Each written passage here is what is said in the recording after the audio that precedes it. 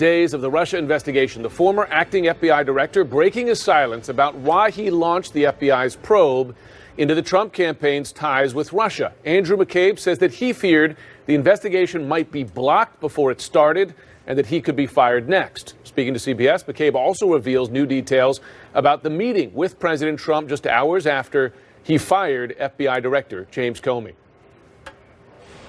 I was speaking to the man who had just run for the presidency and won the election for the presidency, and who might have done so with the aid of the government of Russia, our most formidable adversary on the world stage.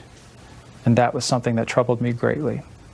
How long was it after that you decided to start the obstruction of justice and counterintelligence investigations involving the president? I think the next day I met with the team investigating the Russia cases, and I asked the team to go back and conduct an assessment to determine where are we with these efforts and what steps do we need to take going forward. All right, so a lot of jaw-dropping headlines there, and they don't stop there. McCabe also claimed there were meetings within the Justice Department about removing the president by invoking the 25th Amendment. There is clearly a lot to get to this morning, so let's go to Laura Jarrett, who joins us more from the Justice Department. Wow, Laura Jarrett, where do we begin? Wow, indeed. Well, a remarkably candid interview, Jim and Poppy, from the former acting director of the FBI, the man who opened the investigations, the early investigations into Russia back in 2016 or 2017. And he describes not only the turmoil within the FBI and the Justice Department at the time, the chaotic time after former FBI Director James Comey is fired, but he also goes on to explain how he sought to preserve the record on Russia. Take a listen. I was very concerned that I was able to put the Russia case on absolutely solid ground in an indelible fashion, that were I removed quickly or reassigned or fired, that the case could not be closed or vanish in the night without a trace. I wanted to make sure that our case was on solid ground, and if somebody came in behind me and closed it and tried to walk away from it, they would not be able to do that without creating a record of why they'd made that decision. You wanted a documentary record. That's right. That those investigations had begun because you feared that they would be made to go away. That's exactly right. Earlier this morning, 60 Minutes anchor Scott Pelley also went on to describe that McCabe will confirm for the first time on the record that there were, in fact, discussions about invoking the 25th Amendment to recruit cabinet members to try to oust President Trump from office. Those discussions, as we reported back in September, with the Deputy Attorney General Rod Rosenstein. And at the time, Rod Rosenstein fiercely pushed back on it. I want to read to you what he said at the time about those reports, including that he sought to wear a wire to record the president. At the time, he said, Poppy and Jim, I never pursued or authorized recording the president, and any suggestion that I have ever advocated for the removal of the president is absolutely false. So obviously more to come on this. The book isn't even out yet. On the other issue here, because the man who may soon oversee the Mueller probe is, of course, William Barr, Trump's pick for Attorney General.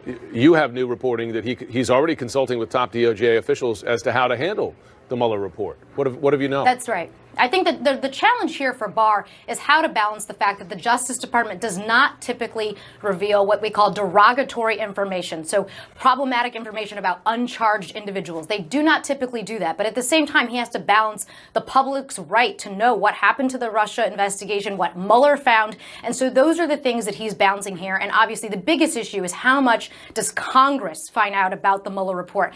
Under the regulations, they have to say very little other than the investigation is closed. That's really it. And so Barr is in consultation with top justice officials about what exactly he will say to Congress. Now, no decisions have been made. He hasn't seen the report. He hasn't seen any of the findings. He hasn't even been confirmed yet, but he wants to hit the ground running. Poppy and Jim.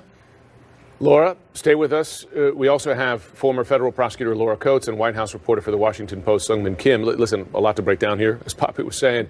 One that is absolutely catching our attention is that this idea about the 25th Amendment, the idea of using this provision to remove the president from office, Andrew McCabe, well, according to Scott Pelley's account of what Andrew McCabe told him, He says that this was not a theoretical discussion, but that they were, quote, counting noses, already kind of canvassing how many cabinet members might support such a removal. Sungmin Kim, you've been covering this White House for a long time. Is that consistent with your reporting? Well, I would have to think that, well, there's a lot of dispute, as Laura mentioned earlier, about what those reports really meant, because we do have an on-the-record denial from the Deputy Attorney General about those conversations. Just on the broader McCabe interview, I mean, which was stunning, as we've been discussing for the last several minutes, I have to imagine that what he says and the revelations and his assertions are something that's going to be really infuriating to the president.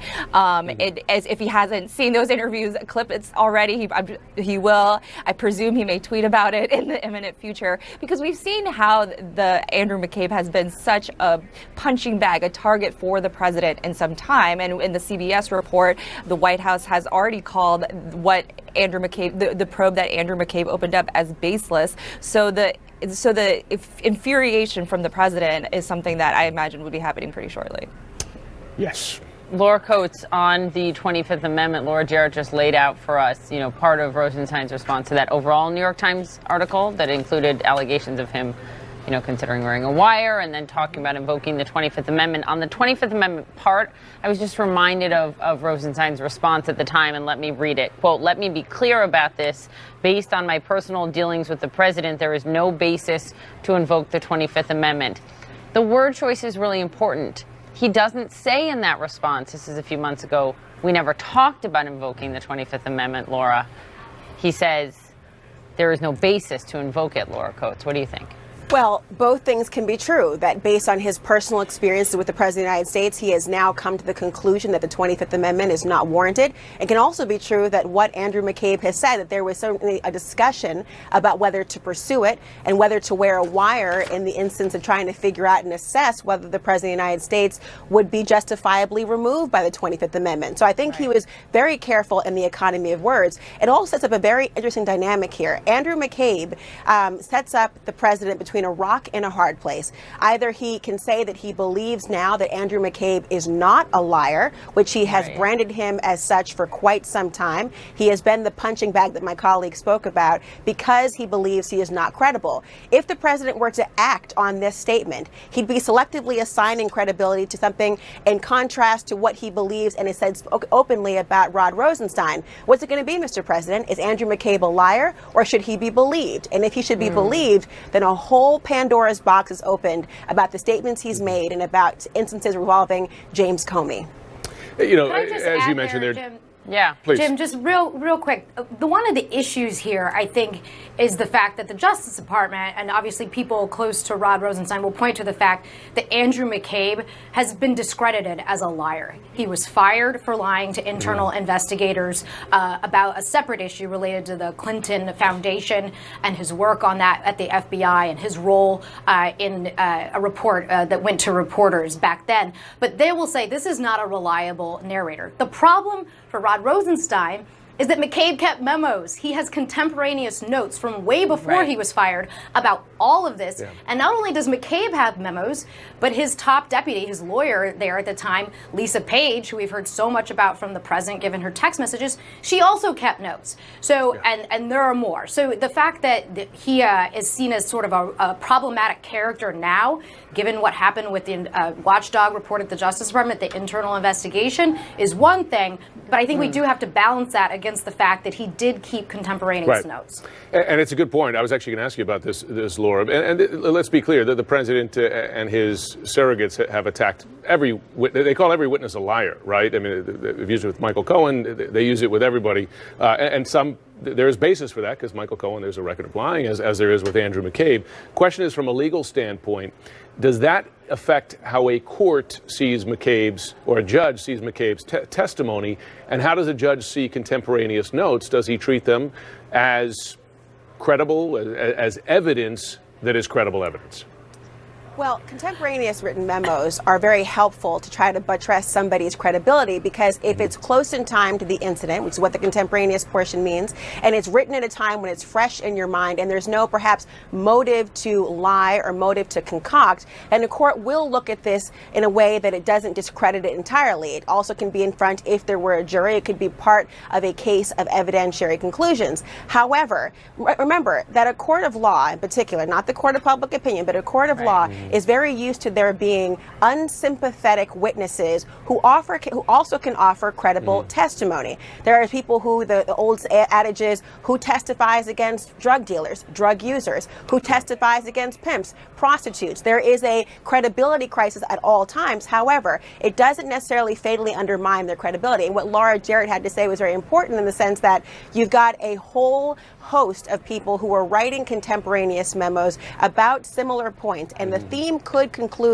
lead somebody to conclude that either there's a general conspiracy, they all decided to write the same memo that had the same material in it about the same points to try to undermine the president of the United States, or they independently drew the same conclusions.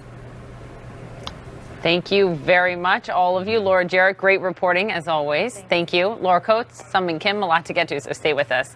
Coming up for us this hour, a federal judge rules ex-Trump campaign manager Paul Manafort intentionally lied to the special counsel Bob Mueller about his Russia contacts. So what's next? That's the latest. So many lies about this investigation. Plus, we are just hours away from a vote on the spending package to avoid another government shutdown. The big question today, of course, will the president then sign it? Former Trump campaign chairman Paul Manafort intentionally lied to investigators, and now he faces the very stark new reality that he may spend the rest of his life behind bars. Those false statements include lies that Manafort made about interactions with his longtime Russian associate Konstantin Kilimnik, who has ties to Russian intelligence. Joining us now is CNN's Sarah Murray with more. So, Sarah, this is really a series of lies. Is this cooperation agreement with the special counsel, between the special counsel and Manafort, done and dusted? Yeah, I mean, that's what the judge says, Jim. She said that Manafort busted his cooperation agreement by intentionally lying. In addition to that lie about his interactions with Konstantin Kilimnik that you pointed out, the judge also said he intentionally lied about a payment for his legal bills, as well as this unnamed criminal investigation that the Justice Department has ongoing. Now, there were a couple things that the judge said he didn't actually intentionally lie about, or at least the government didn't provide enough evidence to prove that. One of those was his contacts with the Trump administration, and another also had to do with Konstantin Kilimnik. But the judge said the things that he did intentionally lie about were material to the investigation. And so this is a busted deal. And here's why this is a problem for Paul Manafort. This cooperation agreement was his best chance at getting some of his jail time reduced. He is already facing, a number of convictions in Virginia. He was convicted on a number of financial crimes, and now he has this guilty plea in Washington, D.C. So prosecutors in D.C. are not expected to bring any additional charges against him for these lies, but he is facing potentially decades in prison when he does eventually get sentenced. Back to you, Jim and Poppy. All right. Big deal, Sarah Murray. Thank you very much. Laura Coates, Sungmin Kim are back with us. Laura, to you, what I find so striking about this, there are a number of things, right? Like why the intentional lie, et cetera.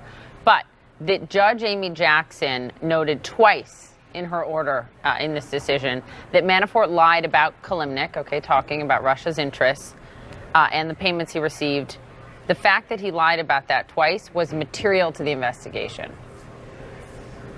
The idea that she has made it very clear, she wants essentially to signal, maybe inadvertently, what the nature of the investigation is and just how closely the ties are to the Kremlin. She's alerting the public through this very public opinion and essentially saying, listen, Mueller's team has been investigating whether there have been ties to somebody, a part of the campaign, and ties with Russia. Now, the word collusion is not in the opinion, but what is the notion of material lies, material to the actual investigation, which means that there is an ongoing desire by Paul Manafort to shield some facts or to not be fully cooperative. And you have to ask yourself why. Why, when he's facing so many decades in prison, is he continuing to try to circumvent what he knows is the right thing? Why lie to Mueller's team if he didn't have some other nefarious behavior involved?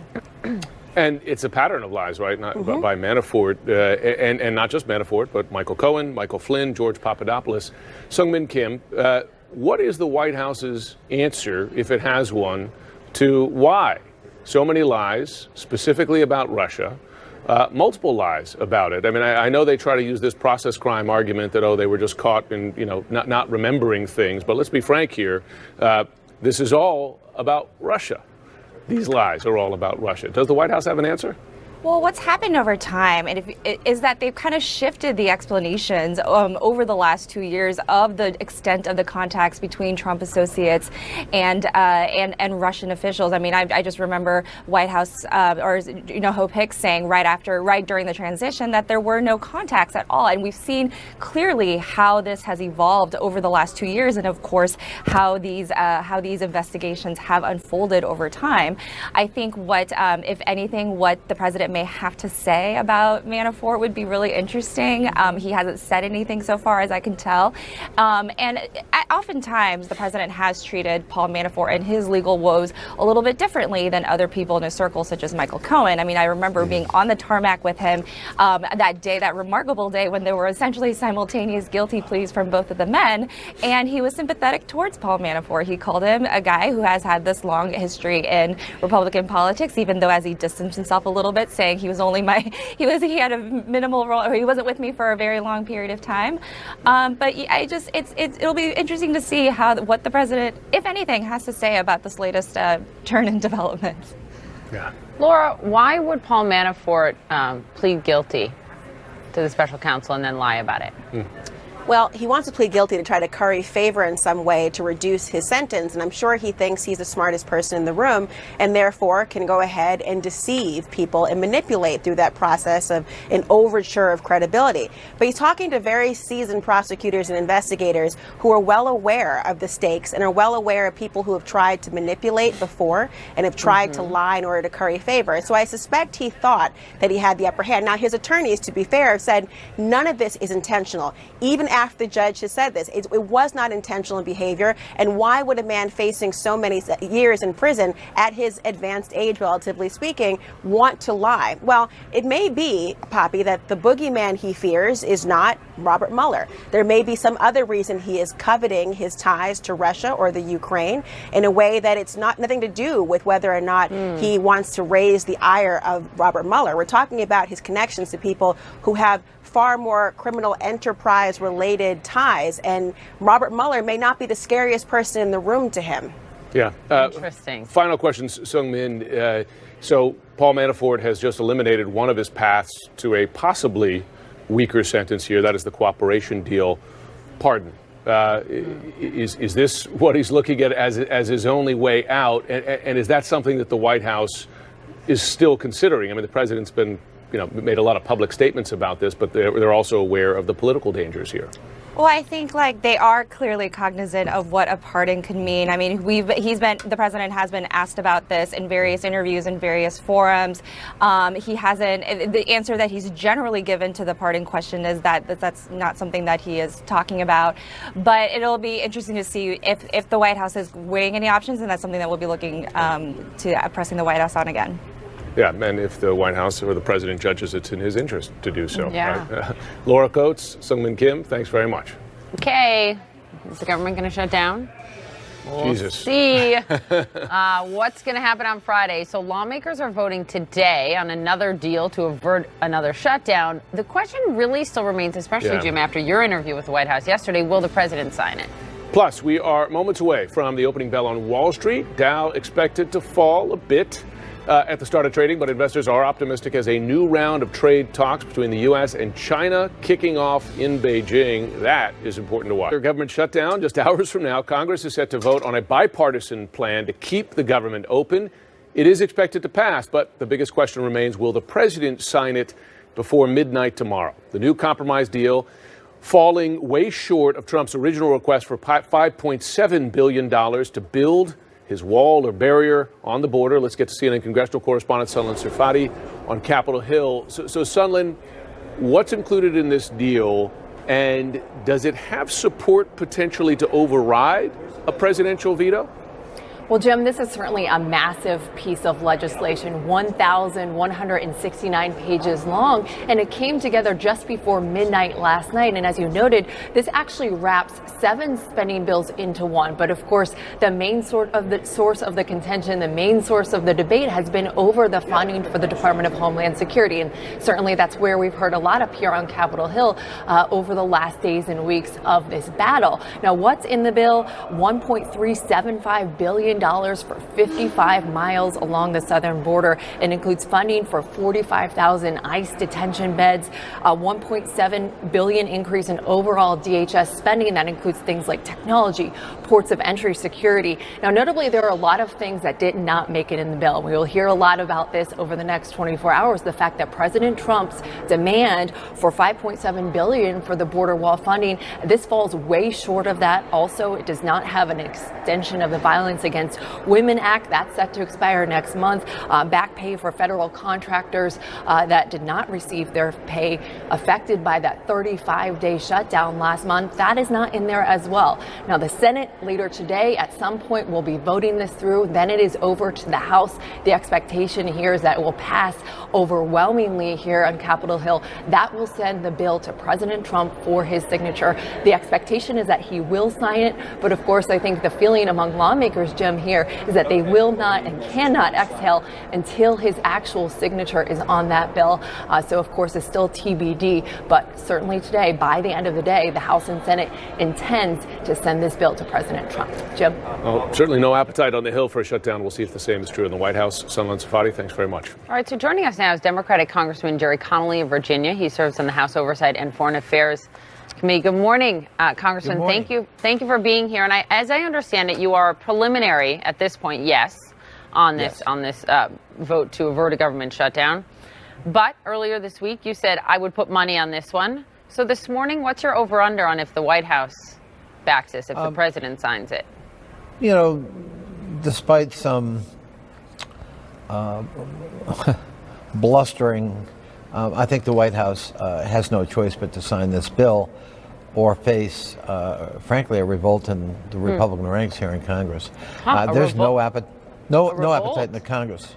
Well, Okay. on the funding of the government, I don't think Republicans want another shutdown. It was disastrous for them and their brand, and it really hurt this president. They don't want to repeat that. Let me ask you about what Democrats got and what you didn't get, because DACA is not included in this deal at all. That's and right. Last year, as you well know, Democrats offered $25 billion for a border barrier in exchange for permanent protection for the DACA population. Do you think at all, Congressman, that Democrats missed an opportunity to get something done on DACA here? No, because I think that simply would have been a deal breaker with the Republicans and with the White House, sadly. The president actually created this problem by rescinding the executive order that protected Dreamers. And while he professed to be sympathetic to their plight, he has done nothing to be helpful. And every deal we presented to him, he's rejected. I would just note that, as you know, someone counter that statement and say, look, the Obama administration chose to use an executive order, which can be reversed by the next president instead of doing this through Congress. Of course, there have been attempts many times on comprehensive immigration reform. Well, Yes? I would say in response, Poppy, to that, Obama faced a Republican Congress that wouldn't pass that legislation. He had no choice, if he was going to protect Dreamers, but to resort to an executive order. And of course, I find it ironic that Republicans would criticize that, given the multiplicity of executive orders this Republican president, has been using to govern. Both presidents have used them a lot. Let's move on to this. You have been vocal in your support for Minnesota Congressman, the freshman Representative Ilhan Omar, after the fallout over her anti-Semitic tweets. I know you don't agree with her statements, but here's what you said in her defense. She's a freshman. She's new here. She's young. I think she has learned a painful lesson. But her first anti-Semitic trope dates back 7 years, Congressman, to 2012. When she said that Israel had hypnotized the world, and she talked about the evil doings of Israel. Are you asking me a question? I am. I guess you're saying she's young. You know. Well, I'm not sure. I'm not sure what it is you want. She's I don't a member know what. So my what is question it you want me?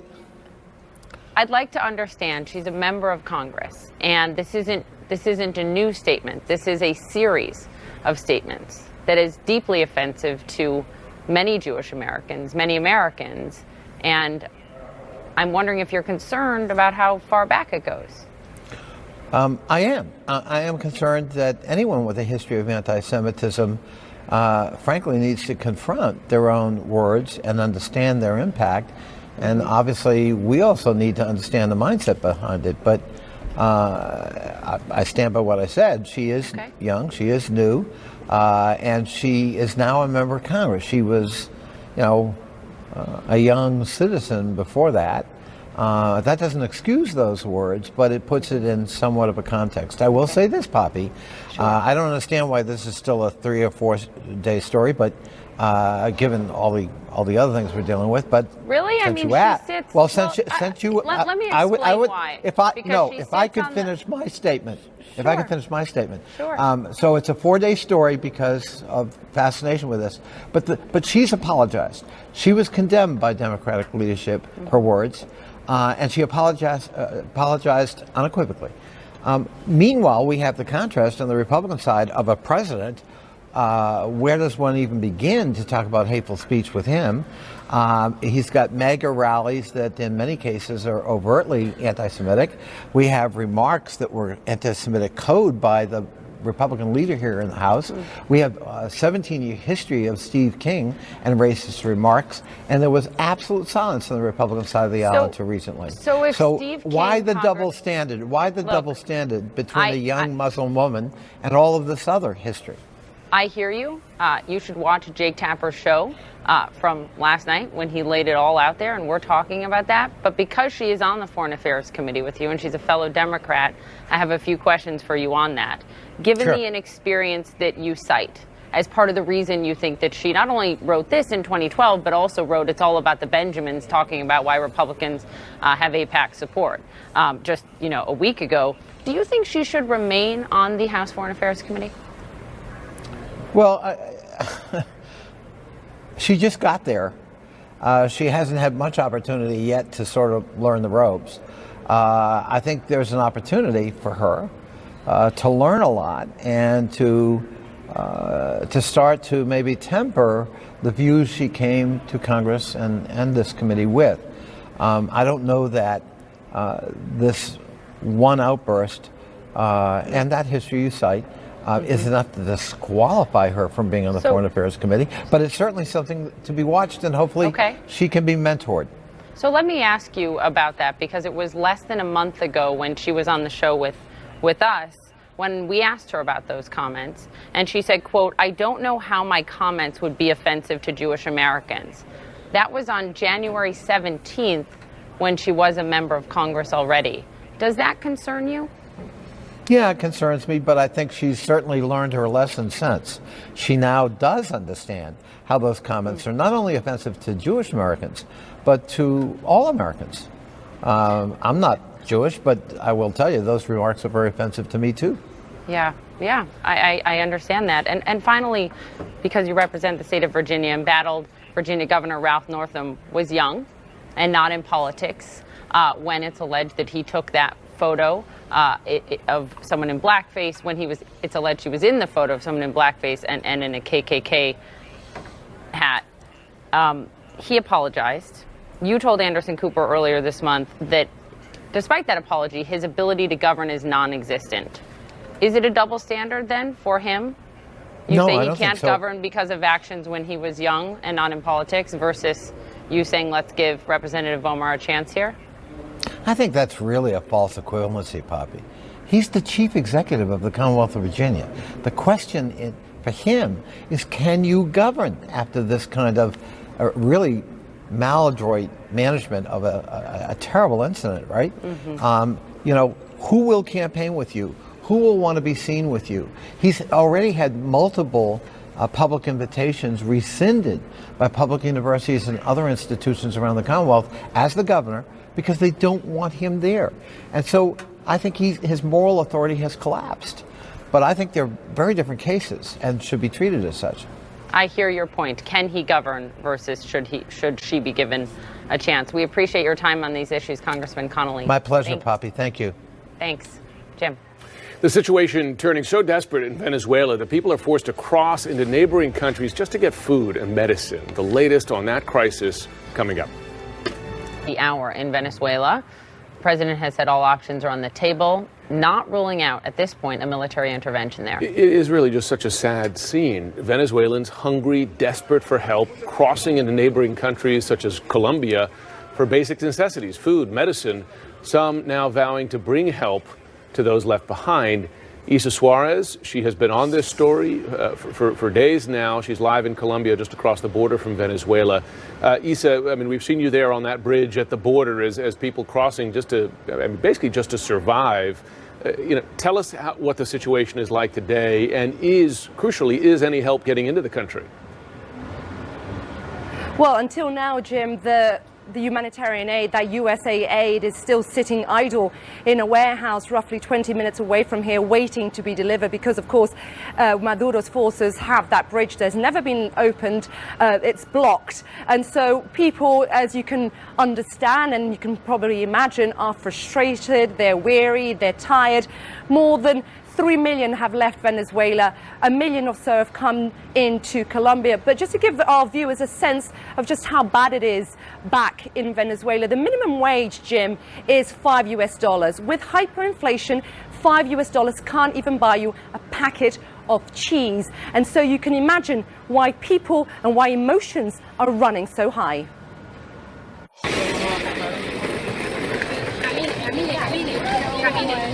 Every step is a burden. A load they have to carry for miles on end. But even the weight of their cargo does little to hold their tongue. And while the majority cross this border legally, some others take a less travelled road. And they all do it out of necessity. Y no hay nada de comida allá. There's no food. Nothing there, he's saying. Coffee, toothpaste. There's nothing in Venezuela, only sadness. That's what she's telling me. Yet 20 minutes away from here on Tienditas Bridge is a warehouse packed full of humanitarian aid, waiting to be delivered. Sure, it is just a drop in the ocean, but it's creating a wave of expectation on both sides of the border. And with that, desperation. The frustration's evident in every corner of this border town, as Venezuelans line up for food, for money, and for any way out of this crisis. He's staying in Colombia, but this gentleman here, he's collecting some money and he's going all the way to Peru. He's telling me we don't want anything to do with Maduro. It seems he's not alone. They're celebrating the fall of Maduro's regime. Premature. After all, he's standing his ground, with his military still preventing the aid from entering the country. But they're heeding the call of Juan Guaidó,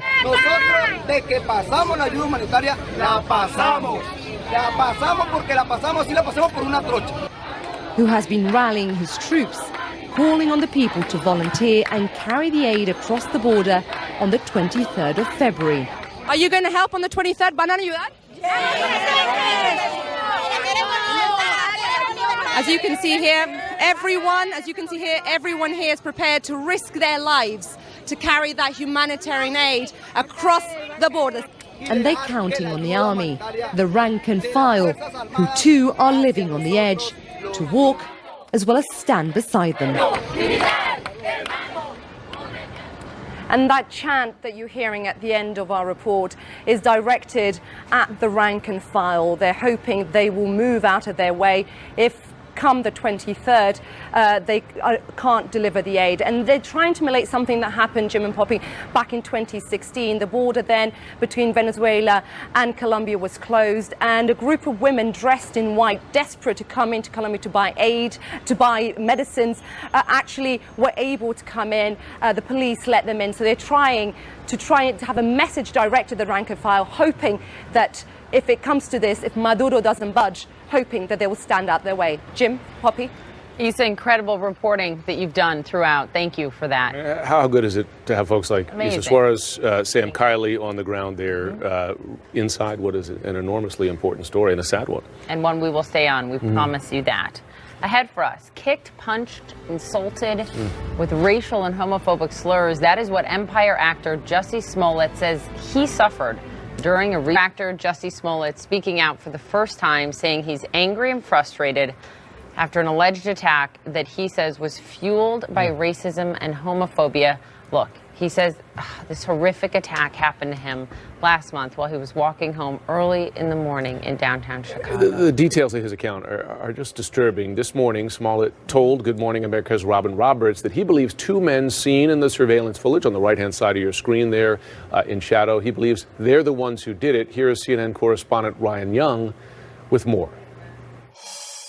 Poppy and Jim, the actor, talking for the first time. Jussie Smollett detailing that night and the fact that he went to a Walgreens first to get something to eat, then made his way over to the subway after that Walgreens was closed. He said he was on the way back to his apartment when someone started yelling out to him. He didn't respond at first. When he turned around to respond to the words that were being yelled at him, that's when the attack happened. And he said at first he was fighting back against one attacker when a second person joined in that attack and was kicking him in the back. These details are new. In fact, he even thought the fight was going to be captured on surveillance cameras that were above where the attack happened, but that camera was pointing north and not in the direction of where the attack happened. But he was very emotional, very upset about all the questions about this attack. He even emphasized the fact that he fought back, and he wants people to know that he fought hard to make sure they weren't able to overtake him. Listen to some of his words and how passionate he is about what happened to him. I'm pissed off. What is it that has you so angry? Is it the attackers? It's the attackers, but it's also the attacks. It's like, you know, at first it was a thing of like, listen, if I tell the truth, then that's it, because it's the truth. Then it became a thing of like, oh, how can you doubt that? Like, how do you not believe that? It's the truth. And then it became a thing of like, oh, it's not necessarily that you don't believe that this is the truth. You don't even want to see the truth. Jim and Poppy, one of the things that stood out about this interview is the raw emotion from the actor in terms of him describing that night and talking about the fact that he gave over those police, the phone records to police. He said the reason why he didn't give the phone over is because he was worried about all his personal information getting out. And so that's the reason why he didn't give all the records at this time. But he says he'll work with them. Looking at those two images, the persons of interest, he believes those are the two men that attacked him. He hopes they are caught. We hope so, too.